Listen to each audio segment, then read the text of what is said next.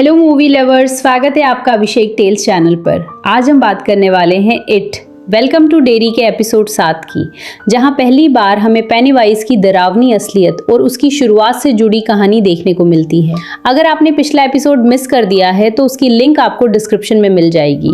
तो बिना समय बर्बाद किए शुरू करते हैं आज की कहानी हमें साल 1908 में ले जाती है, जहां डेरी के एक पुराने मेले में भारी भीड़ जमा थी। इसी मेले में पहली बार पेनीवाइज द डांसिंग क्लाउन का शो होने वाला था। बच्चे उसकी हरकतों पर जोर जोर से हंस रहे थे और पूरा माहौल खुशियों से भरा हुआ था। लेकिन इस हंसी के पीछे एक ऐसा अंधेरा छिपा था जिसके बारे में किसी ने सोचा भी नहीं था। शो के दौरान पता चलता है कि पेनीवाइज के साथ पहले उसकी पत्नी भी क्लाउन बनकर परफॉर्म करती थी, लेकिन अब वो इस दुनिया में नहीं रही। शो खत्म होने के बाद हमें उस क्लाउन की असली पहचान पता चलती है। उसका नाम था बॉब ग्रे।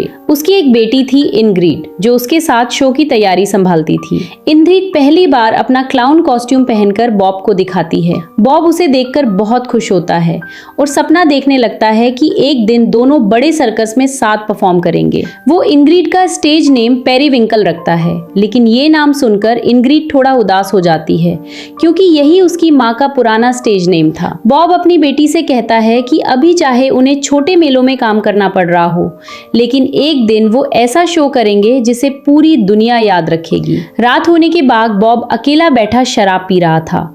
तभी जंगल की तरफ से एक छोटा बच्चा उसके पास आता है। बच्चा डरते हुए कहता है कि उसके माता पिता कहीं खो गए हैं और उसे मदद चाहिए। पहले बॉब मना कर देता है क्योंकि उसका अगला शो शुरू होने वाला था, लेकिन तभी जंगल से किसी औरत की चीख सुनाई देती है। बच्चा कहता है कि ये उसकी माँ की आवाज है। बॉब उस बच्चे के साथ जंगल के अंदर चला जाता है, लेकिन फिर वो कभी वापस नहीं लौटता। कुछ देर बाद लोगों को सिर्फ उसका खून से सना कपड़ा मिलता है। सबको लगता है कि शायद जंगली जानवरों ने उसे मार दिया, लेकिन सच्चाई इससे कहीं ज्यादा खौफनाक थी। संकेत साफ था, एक ने बॉब ग्रे को मारकर उसका रूप अपना लिया था ताकि वो बच्चों को आसानी से अपने पास बुला सके। इसके बाद कहानी वापस प्रेजेंट टाइम में लौटती है, जहां ब्लैक स्पॉट क्लब के बाहर भारी तनाव का माहौल था। नस्लवादी लोगों का एक झुंड वहां पहुंच चुका था और वे हैंक को अपने हवाले करने की मांग कर रहे थे। अंदर मौजूद लोग उन्हें समझाने की कोशिश करते हैं, लेकिन हालात तेजी से बिगड़ने लगते हैं। कुछ ही पलों में क्लब के दरवाजे बाहर से बंद कर दिए जाते हैं और पूरी बिल्डिंग को आग लगा दी जाती है। अंदर मौजूद लोग चीख रहे थे, बाहर निकलने की कोशिश कर रहे थे,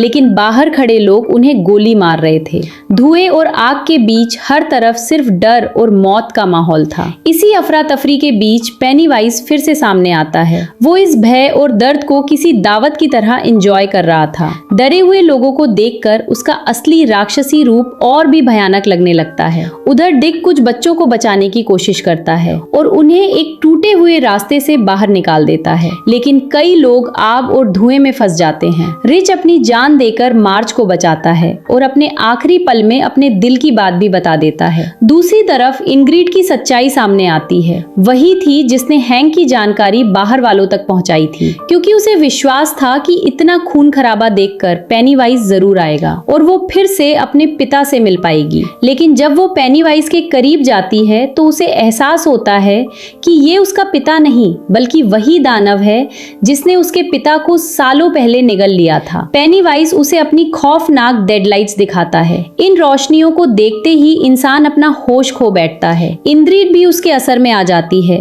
और हवा में तैरने लगती है। आग बुझने के बाद सिर्फ कुछ ही लोग जिंदा बचते हैं। कई लोग मारे जा चुके थे और पूरा शहर इस हादसे को एक साधारण दुर्घटना बताने की कोशिश करता है। इसके बाद कहानी में एक और बड़ा खुलासा होता है। नेटिव अमेरिकन लोग बताते हैं कि हर 27 साल बाद ये दानव जागता है, लोगों में डर फैलाता है और फिर दोबारा सो जाता है। उनका काम सिर्फ इतना है कि वो उसे डेरी शहर से बाहर जाने से रोकें। लेकिन दूसरी तरफ आर्मी के कुछ लोग पेनीवाइज की ताकत को हथियार की तरह इस्तेमाल करना चाहते थे। उनका मानना था कि डर इंसानों को कंट्रोल करने का सबसे आसान तरीका है। आखिर में जब एक रहस्यमयी पिलर को नष्ट कर दिया जाता है, तब पेनीवाइज की नींद समय से पहले खुल जाती है। एपिसोड के आखिरी सीन में वो सीधे विल के घर पहुंचता है और अपनी डेडलाइट्स दिखाकर उसे अपने कंट्रोल में ले लेता है। यहीं पर एपिसोड खत्म हो जाता है और अगले एपिसोड के लिए जबरदस्त सस्पेंस छोड़ जाता है। अगर आपको ये एक्सप्लेन पसंद आया हो तो वीडियो को लाइक जरूर करें,